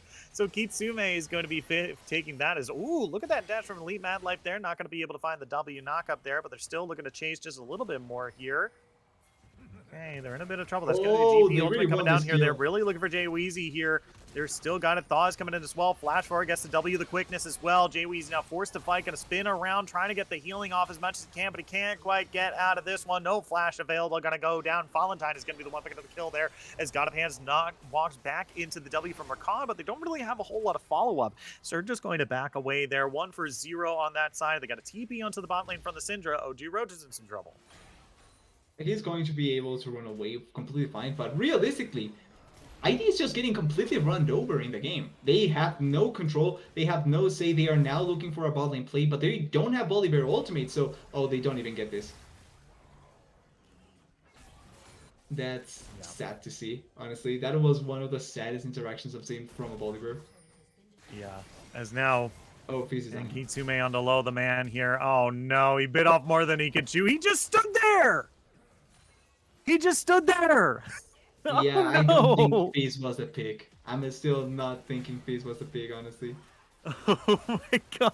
Oh, Varus dead. Oh, Roach. Oh, Roach nearly goes down there, but lives to tell the tale. That's going to be the Berserk coming across here. Nordic Tape Cheesebreaker. Maybe give it a little bit more time for Roach. Might be able to live it. My It's god. just I still can't get over the fact everything. that he just stood there. He was just like he knew he was going to die and he was just Yeah, like, all right. accepted his fate. He accepted his fate. It's Yeah, fine yeah, with yeah. dying at that point. Well, he finally has the loot, and so maybe with this he can actually kill someone. Hmm. That would be a good start for the Fizz. Yes, now here we are, 17 minutes in this game, up 3.7 thousand gold. Utah Esports Blue looking pretty solid right now, up 5 kills for themselves, up a turret as well, and tied everywhere else. Rift Herald was picked up by Thaw a little while ago, so we'll probably see that in one of the side lanes here as the tier 1 is already down. We're in the mid lane here, but here we go. That's going to be a good fish They onto kill the the Trundle Trundle? here. Might be a good pick in order to give themselves priority on this Hextech Drake. And that's a big pickup there. This Kisume, okay, Jay Weezy in some trouble here. Pops the Ghost trying to run away, but has already taken a whole lot He's of too damage. The rest fast. of the team trying to chase them down. That's going to be the Gangplank Ultimate coming across, and Syndra's coming into the fight as well. God of Hansard has already taken a whole bunch of damage. They're looking to clear off this dragon right now. Are they going to get it stolen away? No, they're not, but their lives are going to be taken instead as Folly Bear goes down to the Gangplank. Low, the man is going to be the one picking up that kill. Harp forced to flash away, and OG Roach is only going back to the Roach. turret. They already spent their flash. Oh. Here comes Low, the man coming in from the side, gets the flaming sword. There's the barrel. They can't find the last bit of damage, though. He's taking up turret to make sure that his team can go underneath, but Elite Mad Life here forced to dash away. They might not have gotten the Drake, but they got a kill, and now they're getting this bot lane turret. But for the side of ID, it's a kill treated, but the dragon in their favor. Yes, they lose the turret, but it's not like they had a lot of a say anyway in a lot of other things. I think that you have to take any small bits that you can get, especially in fights that are so disadvantageous for you. They get a kill, they get the dragon, they put themselves in a better spot, and maybe they can buy a little bit more time to finally allow for the Darius to be stronger, for the barriers to be stronger, because even though the Darius was winning the lane, the Gangplank is in a better spot, has 2 items, and has much is much more balanced right now than Darius. Darius still needs to be able to get to his strong point. Mm-hmm.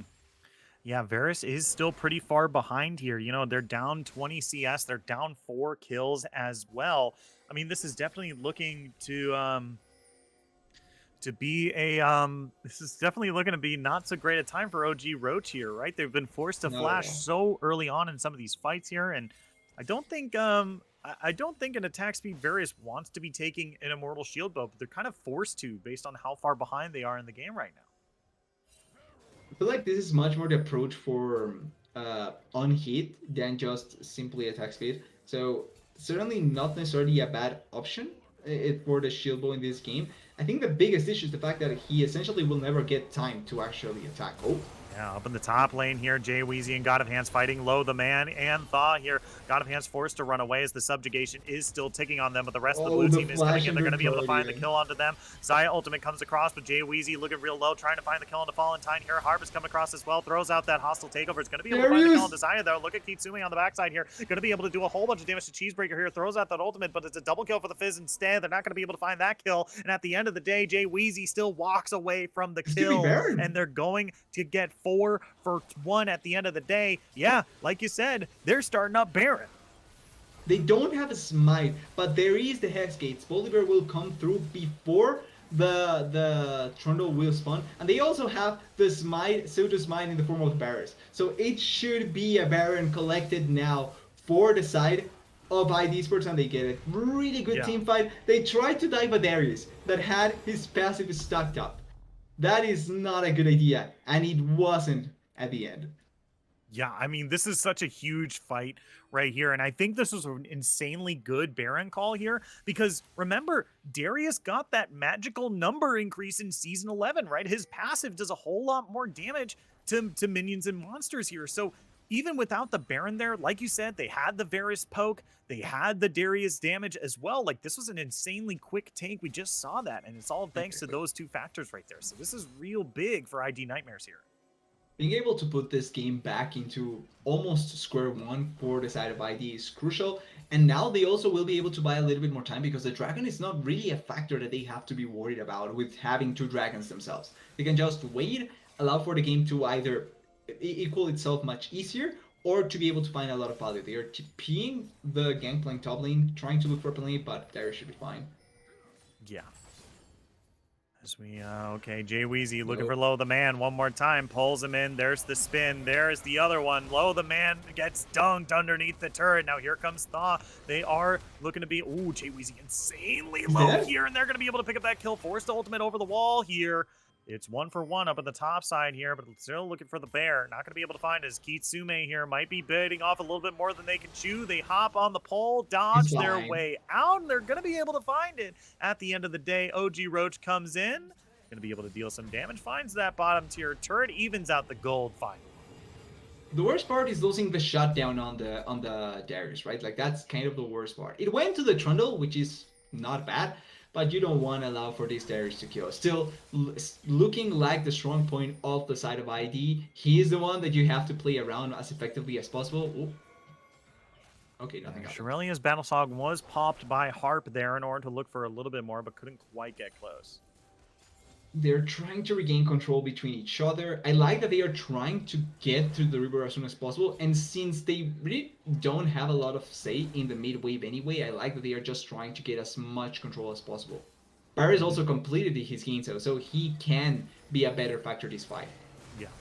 As now, once again, Jay Weezy does have that DOT damage really good onto the dragon here, so that's going to be just another Drake picked up for the ID Nightmares here, as they are now on soul point for arguably the best soul in the game. At least it's the one that I like the most. Yeah. It's the one that I feel like has the most potential, and it also gives us the best rift, so I cannot fight against agreed. it at all. I am in the camp of Ocean Drake as the best one, but here we go. Kitsume here. Oh, I don't think they've got anywhere to go here. They've used the troll pole. They don't have flash. They're going to be taken down 1v2 up on the top side here. It's the rest of the team still looking for advantages elsewhere.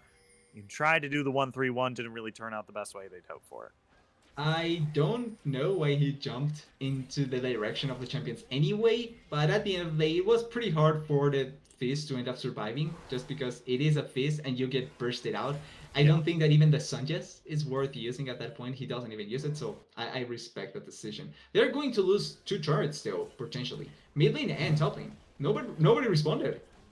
Yeah, look at this. They've gotten 2 turrets so far in this play, and that's really good because now they're in a big lead here. They got a kill, didn't really get answered by any of these pushes, and they got basically no value out of this Baron. The best thing that they got out of that Baron was the dragon in the bot lane. That's really not what you want out of a Baron power play. Could have gotten both without the Baron, honestly. Yeah. Still, I like that they were trying to be proactive in some ways, but they just got completely denied. Oh, Syndra. Oh, yeah, that's the Turbo Chem Tank from God of Hands here. Cheesebreaker in a whole lot of trouble. Already used the Scatter the Weak here, but the ultimate from Volley Bear there is going to not be able to close the gap enough. So, ultimate spent by Volley Bear there, but not just the flash spent by Cheesebreaker. So, might come to fruition here. Might be a little bit more useful in one of these fights if they're able to dive on top of the Syndras. Jay Weezy. Darius. Yeah, looking for Low the Man one more time here, but I think this time there's a little bit wiser. Might have spotted out some folks clearing wards. It's really good that he ran away because, like you're pointing out, more than likely he dies in that situation if he's not careful enough. Think, all those. Uh-oh, Varus. Don't worry, Roach. No one saw it. No one saw it. Don't worry about it. Kitsume though, everyone's seeing that as. God, there's just so much bullying on the fight right now. Okay, Low the Man. Fighting Jay Weezy one more time. There's the big spin, and there's the Noxie and Guillotine. Oh, excuse me, burping in the middle of that. Noxie and Guillotine gonna come down there. Oh my god. That is a fight that you never want to see consistently because it happens always. And oh, they're getting mid lane turret. Yeah, I mean, this is gigantic here. They might have lost Low the Man, but look at this. They're trading that top inner turret for this mid inhibitor. I mean, they're getting away with it every single time. Yeah, and they didn't even get the top lane turret. They just pushed it, but because Paris missed his abilities so much and didn't really find any value, ends up going into nothing. The Saya is so strong at this point as well, so it just pushes consistently. Good thing that the Darius responds with a turret, because if not, that could have been a pretty disastrous play. Yeah. I mean, I am loving what Utah Esports Blue has been doing here, right? I mean, this has been such a good play. So many times they've seen, hey, look at how many people are top. They've got one dead, they've got one pushing hard in the bot. Let's just take their mid, right? These macro level plays have been so insanely good from them that this is going to be the plays that open up the door for them in these relatively tight situations for them to win the game. This could be the fight though, because everyone is setting up for Baron. There is 5 members from both teams on the side of the map. There is important ultimates on both sides as well, so we need to be careful about how they opt into this fight. Yeah, just keep in mind that there's no flash for OG Roach right now. He just spent it. I'm not sure what he spent it on, but He flashed away the W from Rakan okay, because okay, yeah, we saw the flash no longer down for Varus here. Because now they're trying to approach this brush here, but they're doing a great job of making it just impossible for them here. As now both teams wanting the Baron, but not quite wanting to commit to it just yet. That's going to be a scatter of the week. Kisume forced to go into the Zhonya's Hourglass here. They might be going down. Trollpole to get him away. That's going to be a nice ultimate from Renata Glass there. As now they're trying to re-engage this fight. God of Hands taken down early on in this fight. As now that's a great knockoff by the Elite Mad Life. Here's the rest of the blue team looking to collapse here, but that's already a gigantic win for them. They're marching their way over to Baron right now. Baron. 5 members down. I think they're just going to go to try to contest the Drake because the red team is just like, hey, that's cool. You can have the Baron. We're going to go get Dragon Soul. Interesting decision here. Like, I understand what they are contesting, although they are... Yeah, okay. OG Roach is going to be able to find 1 kill. Now it's 3v4 here. Jay Weezy, it's all on you, bud. And it's going to be Woo with the Noxian Guillotine. Oh, it was so insanely close. But once again, the red team comes out big, but now they have to secure this really quickly. Okay, we got some backs from the blue team. It's not going to be as close as they probably like, and this is going to be ID Nightmare picking up the Hextech Soul. It's Dragon, they can back and immediately go for top lane. There is no Trundle for 21 seconds. They have the Hex Gate, so they can actually look for this Baron. Darius carrying out the fight, and it's important how everything starts because it's what leads for Darius getting that triple kill. They force the play out, they force Saya's ultimate and flash, and cleanse as well. And that means that Saya now is completely easy to collapse on and kill by the Darius. It was close though. Darius almost dies in that fight. It's between him getting executed or him executed the Saya. And he forces a play at the end, but really, really close. Yeah. As this is now looking to be another close fight here. God of Hands finding out Cheesebreaker here. That's going to be a big ultimate coming across from Renata here. Not going to be able to land on anyone though, as God of Hands goes down first in this fight. Thaw is now looking pretty low as well as they dash forward. Kisume is going to be the one picking up the kill there as Jay Weezy does get that ultimate interrupted here. Low the man trying to get over the wall. They're going to be able to kill Syndra on the backside here. That's going to be 3 for 0 in favor, or 3 for 1 rather, in favor of the red team. Now they're marching their way over to Baron, but look again, once again, Blue, Utah Esports Blue, once again, pushing down these neutral things. Saya is pushing mid really heavily. They are going to lose Baron Buff 100%. They're not going to contest it. But I don't think they can win the game before. Yeah, they can't. Not at all. There is Baron Buff. So they can just reset immediately. I like this trade for the side of ID much more, obviously. They get kills, they get the Baron, but they also get the inhibitor here. So all in all, it's a better trade for them, and they get so much more gold back. I swear, God of Hands dies so consistently, but he finds something for his team that other junglers don't. And that's what's keeping the game so well in position for them.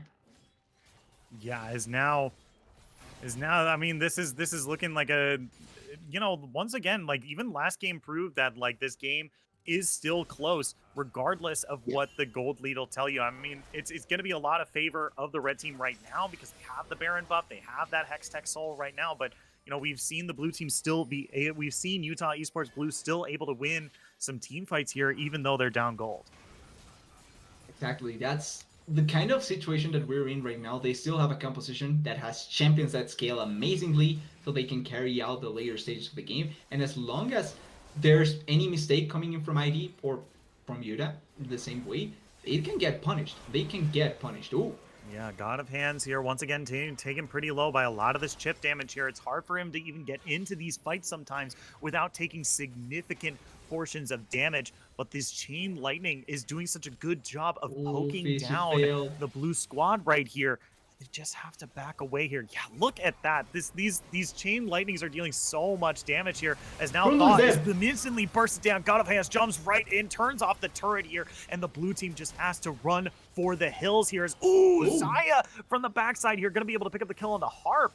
And now it's 1-for-1. They're back in their way. They're running for the hills. Kitsume's in a little bit of trouble here. Jay Weezy looking for a little bit more, but that stopwatch is going to keep them alive here. Kitsume has to go this is over the dead, wall, but yeah. no, Lo the man is going to be the one picking up the kill there. It's so Yeah. close. They're still trying to keep up the play. I think that not having obviously the Renata, but now also losing the Fizz just means every play is completely useless. Although look at the top side. Super Yeah. minions pushing in. Also on bot lane there's minions, so they cannot follow up as heavily as they would have liked on the side of Utah. Yeah, and Utah has been doing that all game, punishing these kind of small wins with objectives on the red side here. That's why their inhibitor is down right now. That's why they've gotten so much space to work with around this mid lane here, because so many times they've been punishing ID Nightmare so hard by taking their turrets in the mid lane. But we're still in such a point, or better said, we're in a point where 32 minutes, any death can be meaningful if you are down in a certain way. So each team needs to be careful about how they manage their losses. Yeah, as now, man, it's still so close. The gold lead between these two teams is just 2,000 gold, a little bit more. In a minute and a half, we're going to see Elder Drake. And if you lose that one, the game can be blown wide open and the game could end, right? We have an inhibitor down on the top side for the blue team. We have an inhibitor down for the red team. We might see them respawn in just a little bit here. So still, it's really close, right? The red team does have Darius. Dragon Soul, but they weren't able to clearly get any Oh, victories here. Now Darius they're in is a in it whole all. lot of trouble, diving directly onto OG Roach here, forced to use that stopwatch early on. God of Hands dives into the middle of the team fight here. OG Roach flashes away here. Low the Jimmy's man dead. goes down before he's able to take down Varus, and now they have to run for the hills because the rest of the blue team is collapsing here. Look at where Fizz is. Fizz is on the bottom half of the map here. They have Just to push keep us. away because this is now a 4v4. Cheeseburger looking for a little bit more. God of Hands taking incredibly low. He's going to go down there, and this is big. The blue team can open up this game. The red team have forcing to reset means that this Fizz is not going to get a lot of Oh, value off of Renetti this there split as push here. well. Now Harp is in a whole lot of trouble. Thaw looking for a little bit more. 1-2 punch. That's going to be the bailout as well. Flashing underneath the turret here. Kitsume looking for a little bit more. Going to be able to find that turret there, but it's still they've lost so much, and now they're not going to be able to properly contest this Elder Drake, which is up in about 15 seconds. It's such a tough decision now to try and contest this. Not at all. Barris gets picked off in the mid lane, has to blow flash. He almost dies, has the stopwatch luckily. But like you're pointing out, this could be. Oh wait, look at the top lane though. GP is up though, so it's not like they can commit to this sort of play. Elder Dragon is going to be gone by them, and they cannot Mm-hmm. respond at all. Oh, Barris, you're Yeah. pretty much dead here. Oh, yeah. Okay. Wow. Holy moly. Cheesebreaker throws out the ultimate as well. They trade 1-for-1, but it's not going to I be don't good think you can enough as seal here they it. come into the pit. The Elder Drake has been popped, and now Jay Weezy has to Ooh. 1v3. He's going to be able to take down Rakan, but he has to be careful if he wants to fight more because that Elder Drake has been popped, and now the blue team has it only on 3 members, but it's still on important ones. It's on Thaw, it's on Valentine, it's on Low the man. This is really big damage dealers that are going to be able to eliminate these guys' HP bars. Feels like the biggest ones to have it, or the big one to have it, the Saya, because now she can destroy the Darius in case there's ever an opportunity for him to get on top of you. I think that's the biggest issue. But it's going to make teamfight tomorrow interesting. Now, Roach is spawning before Baron spawns. That's another point of team fight, and I'm not sure if ID wants to fight while the Elder Dragon is up. Yeah, it is. I mean, it's going to be so risky to make this play here, even with the Death Brush that they're probably going to be able to scout out here.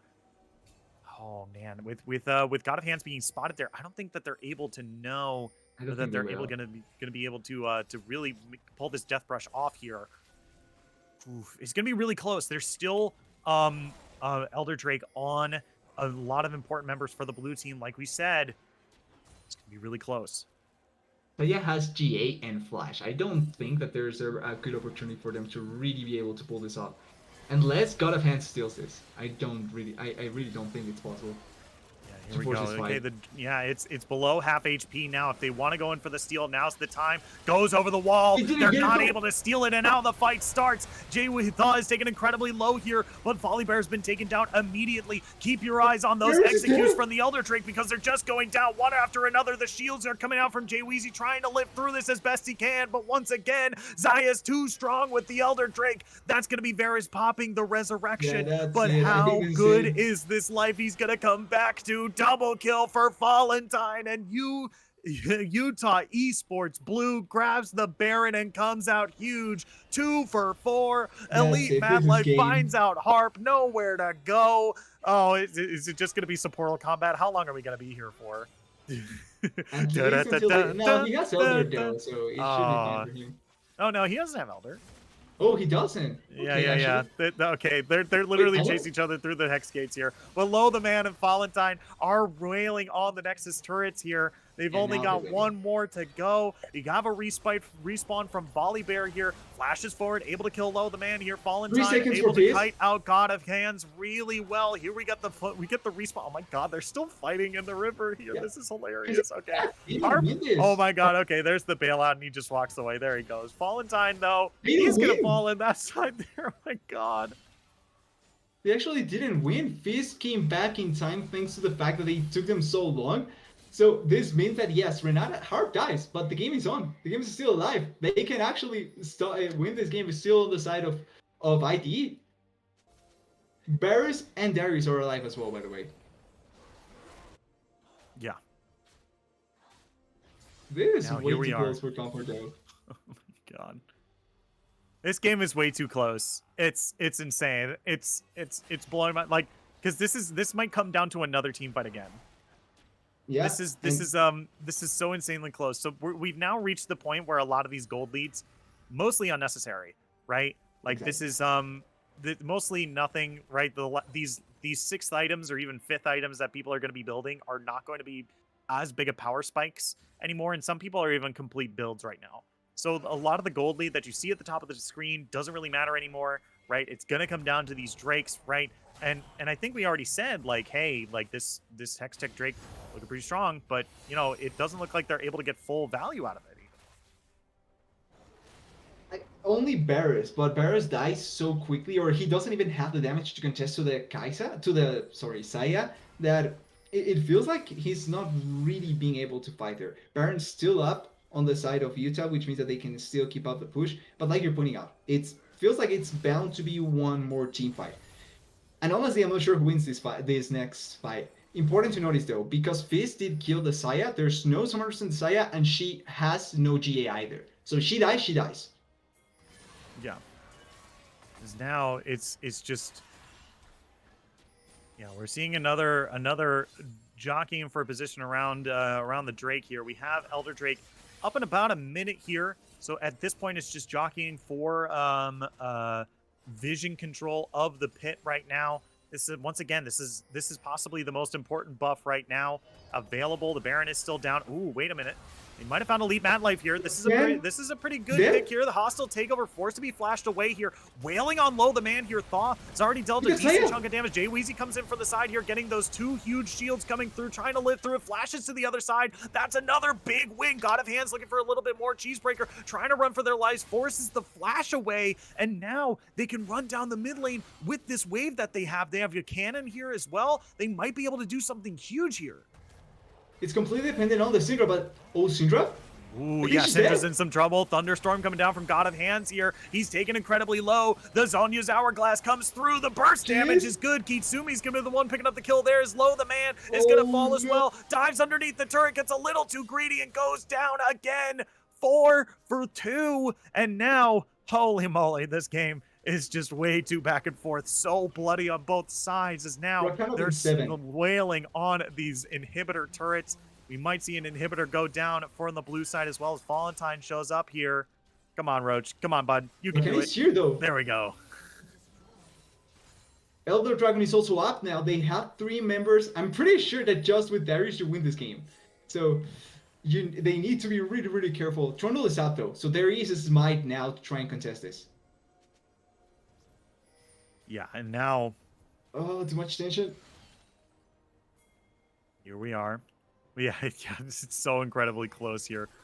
Roach is going to be able to pick out the Rift Scuttler here, so that's a little bit of vision. Oh, man, it's so Extra movement insanely close. We have speed. 5 and 8 seconds respectfully on the two members still dead on the red team here. We have a TP coming in Teleport from the from GP. Gangplank.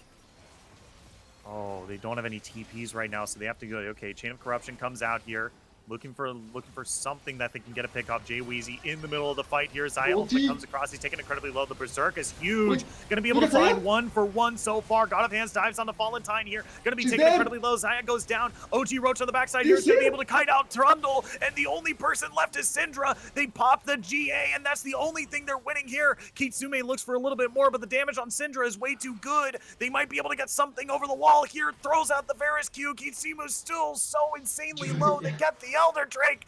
OG Roach, are you still trying to fight the Syndra? I'm still in play-by-play mode. Exactly, they are still trying to fight, but Syndra has no other dragon. There is the Darius. I think that they should be it. Syndra will die, but even with Syndra, I don't think that they can do anything. She's dead, and that's Oh, going to be the game. There's no. even super minions pushing the wave. What a game! What a Yeah, series! oh my Two games that god. were completely contested for both sides. Yeah, holy moly. ID Nightmares comes out huge for this game. Once again, the game comes down to a wire and it comes out to a final team fight, and so many objectives were taken in this final game. What a back and forth game. I honestly, if not for what happened in the previous game, would have been such an enjoyable series overall. Like it still was fun, but just imagine, right?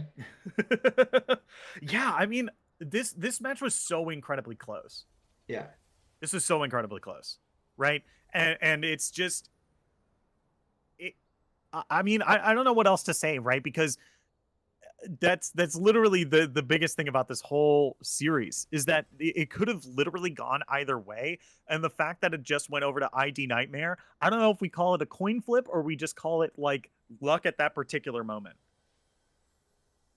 It would have been so like both games it happened, right? Like you could have been so much more in favor of Utah, but mistakes, specific mistakes, end up just costing them so much. In the for example in the second game, Saya could have ended up the game, but because she dies, has no flash, loses her GA as well. Like she gets completely, in a way to say it like this, naked, and there's nothing that she can do after that. Even though she was dealing a lot of Yeah, damage, but yeah. she I just mean, wasn't able to do as much as she wanted to. yeah, I mean, this was so incredibly close, right? And I think my statement of coin flip was more of to say like both of these teams were so even that like like it came down to very little things to say whether or not a team won a fight or not. Yeah, Yeah. And it was coin flip in the sense that like it was really like a 50-50 a lot of these times who was going to win these team fights, not because like they're just taking risky plays or going wherever. It's just both these teams were so incredibly even that it was like it was hard to tell who was really going to come out on top a lot of these times. yeah, pretty much happened both games in Yeah. multiple situations. Yeah, and so with that, we have Utah Esports Blue moving into the knockout stage, which they're going to have to play in a next week. They have yet to play, their opponent is going to be either the NJIT Highlanders or Clemson Orange, two very good teams. They're going to have to play here coming into the next round. We've seen a lot from NJIT and Clemson Orange. We casted a couple days ago. Both these teams have Oh, been pretty good, so definitely some solid competition for Utah Esports Blue here. that's going to be a pretty interesting matchup to see. Excited Mm-hmm. already. Probably not going to be there, but I'm excited to see how it goes. Yeah, for sure. As we are going to call that a night. Thank you all so much for tuning in. If you haven't already, Press that follow button. We got League of Legends action for you to watch nearly every single day. And if you're feeling generous, press that subscribe button. It helps keeps the lights on here of Styling Esports and make sure that we can continue offering some great quality League of Legends production for you here. But from myself, the entire live broadcast crew, TDS, my co-caster for this Woo. evening, thank you all so much for tuning in, and we'll see you at the next match. Bye-bye.